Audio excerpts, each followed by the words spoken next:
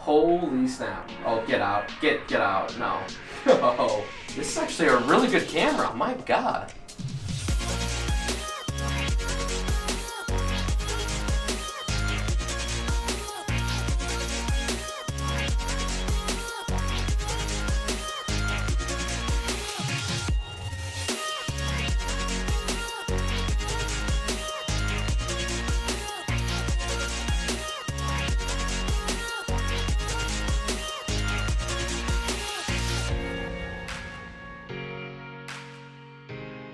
Oh, that's so trippy. Holy. Oh, dude.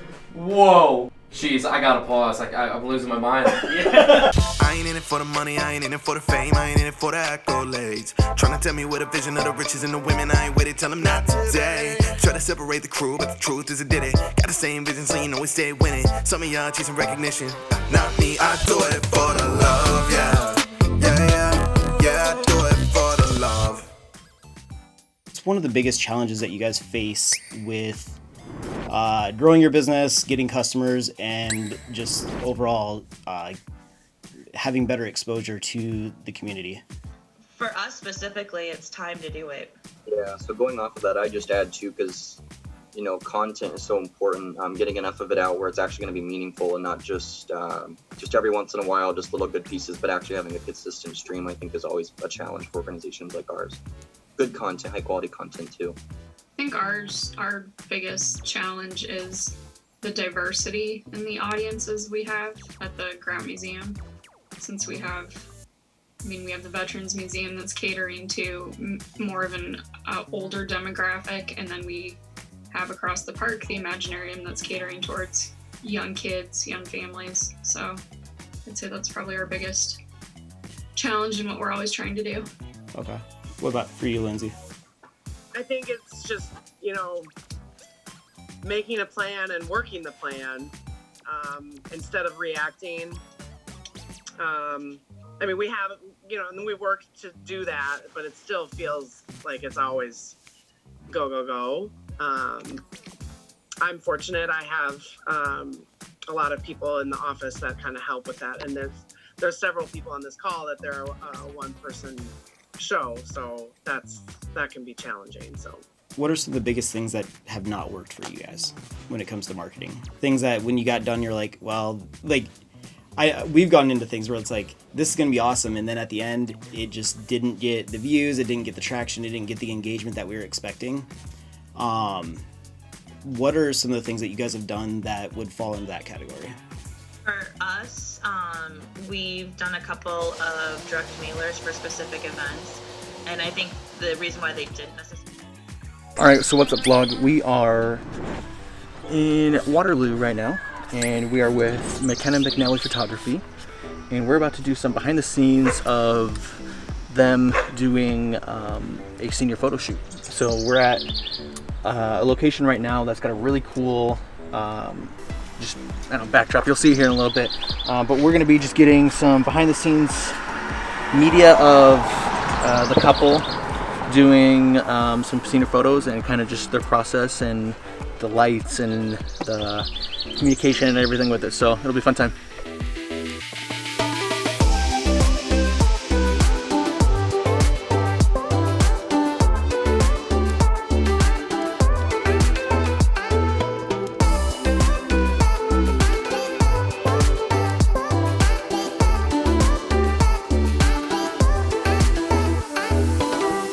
How'd that go, guys? Went great. Yeah. It was quicker than I expected, I guess, but we got a lot of good stuff in the meantime, and it was a really cool location. Like I mentioned, you probably saw a lot of it there. They had brought in a bunch of old cars and trucks and stuff specifically for props and everything, so that was really cool.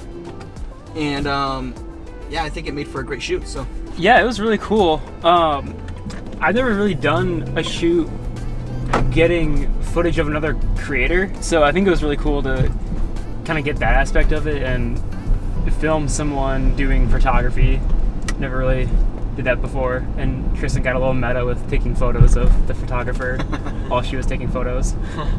Yeah, that was interesting. Yeah, it's always we've done a few of these things, and yeah, it's always interesting to get the creative behind the scenes of the person whose business is to create. So. And then me getting the behind the scenes of the behind the scenes. There you go. Yeah, exactly. Yeah, that was.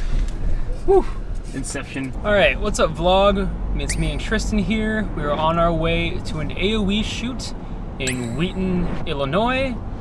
And since it is such a long drive, we decided to bring you some installments of Between Two Beards, where we will be talking about a lot of different things on this trip. Some might have to do with marketing, some might have to do with creativity.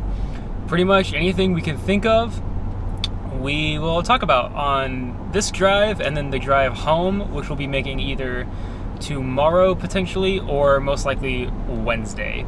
So, to get it kicked off, I'm curious, since we're both Star Wars fans, the Star Wars movies they've used transitions that are wipe transitions or like stuff like that you get told not to use. In most cases, people are like, don't use them, they look bad. But yet, for those movies, they're such a staple. Like every Star Wars movie, TV show, whatever, does wipes. And I'm curious to know, is there something about that creatively that makes it okay? Like, is there something that maybe most people miss when they see those? Or is it potentially, do you just think they just did it, and now because it took off, people just accept it? I think that... See, I don't know. I just haven't seen them used a lot outside of... Specifically the types of transitions that they use. Mm-hmm. I haven't seen it used outside of the Star Wars universe a lot. And I think when I have, it probably took me out of it a little bit. But I guess it was just so ingrained into the quote-unquote brand of Star Wars. And I think over the last couple of years, outside of film, and more in the marketing space or the music video space, transitions have actually blown up and become like a huge thing. Like it's like almost a sin if you don't have a flashy transition in whatever video you might be making now, or like, a seamless one. Right? That's yeah, or the seamless ones. Yeah, maybe they should matter. Maybe they should matter a bit more. Maybe. I like that idea. It's kind of like sound effects, though. Like the music can bring so much to it, but if you add the extra layer of sound effects, like natural sound effects and things, and even unnatural, as long as they fit, it really, I feel like, brings your video to life, which I think you definitely have really been experiencing that ever since we got the Artlist subscription to their sound effects library, which has been amazing. Thank you, Artlist. If you create content, if you create videos, would recommend a subscription. They have an amazing library. We are not sponsored, but this plug proves that maybe we should be. Let's go.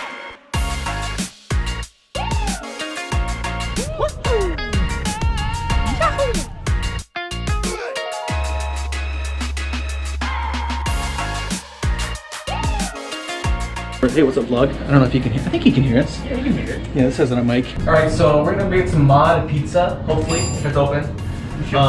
We're at this really nice Holiday Inn. There's the pool. And we're vlogging on the GoPro. We don't do that a lot, but it's actually kind of nice. This is like a super nice compact vlog setup, and I think you can get mics for these now. You know that? You can get like the little rabbit head fuzzy mic thing. I know this dude who actually like shoots content on this for his brand. Just uses a GoPro with a mic on top of it. That's really funny. It's not a horrible idea because not a lot of people are doing that, so you can definitely stick out. The downside would be, I feel like it would definitely limit you. Like, it is a little bit limiting, yeah. But if it works for your demographic, right? It's definitely more affordable. It's very affordable, yeah. Oh. But yeah, so we're gonna go get some pizza and take it back to the hotel, do a little bit of work and hanging out tonight, and yeah, we'll catch you there. We're at Mod Pizza, where you get to modify your you basically just build your own pizza kind of thing. I got some bacon and spicy sausage and some garlic on mine. And yeah, we went here once in Pennsylvania, I think, or something like this, and it was really good. I got like hot honey, I remember, like on the pizza, so I'll probably try to get that again. That was really good. Ooh, that's good.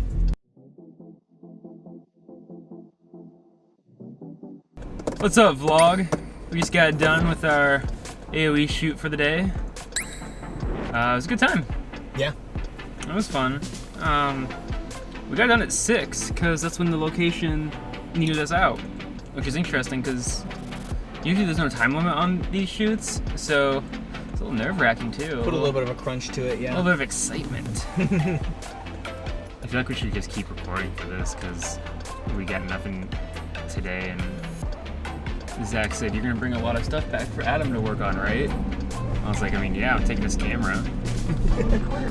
Apparently Zach had to do a house tour today with our old Canon. Was it the Canon he was using, or did you find something else he was using? Yeah, our Canon 60D, and then our, was he just a Mavic Pro, or? Yeah, just the original Mavic, yeah. And the original Mavic, which is funny. I wonder if he took Adam on that to do stuff, or I'm if guessing, he totally yeah, soloed it. Yeah, I don't know.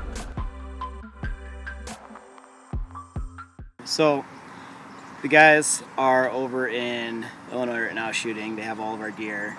And yesterday, right before they were leaving, we were packing everything up, and they made a comment of like, this will be the time we take everything, and you'll actually need something back here. It's like, nah, it'll be fine.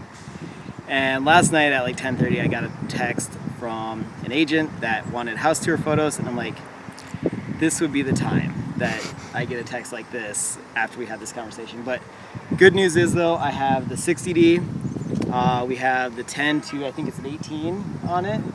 Yeah, 10 to 18 lens. This is what we originally started shooting house tours on, so I'm not concerned at all with it. It actually looks really good, and there's no problem with it because we don't use ISO or anything like that to get exposure right. We use the shutter speed. But I'm kind of excited because it means that once again we're sitting here doing 2 different productions in 2 different cities, something that we've done several times over the last few years. And it all just kind of works out because of the team that we have, the equipment we have, and just the flexibility that we have as a team. So I'm gonna get to shooting, and then after we're done shooting the photos on the ground, we're gonna do some drone photos where Adam's gonna take them.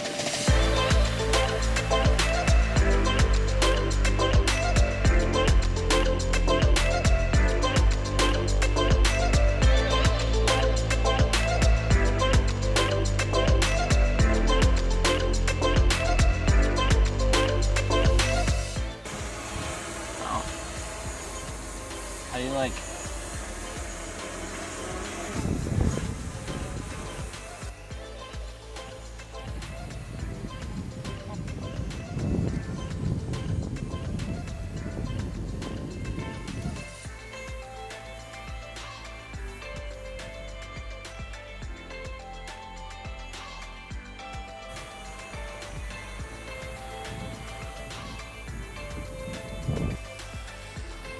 Hold down.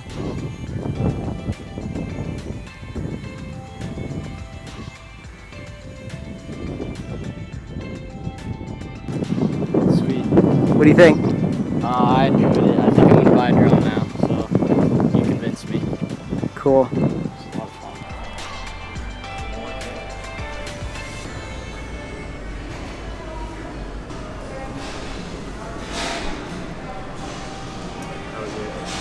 I just took a bite, so it's good though. This tastes pretty similar to the way I made them. Alright, so what's up, vlog? We're gonna go check out this lake that's like 10 minutes away. Maybe get a nice sunset photo or, I don't know, something. We're at Mallard Lake, just a 10-minute drive from our hotel. We're gonna do some flying. This is a really cool area. There's like some huge hills over there. It's a nice sunset out tonight. Pretty sure I can fly the drone here. I checked. Did not see any restrictions on my air map, at least, so check on the DJI map. Usually tends to be different for whatever reason. Soak in the rest of the night while we're here, an extra kind of night, so we didn't have to force our way home after a long day.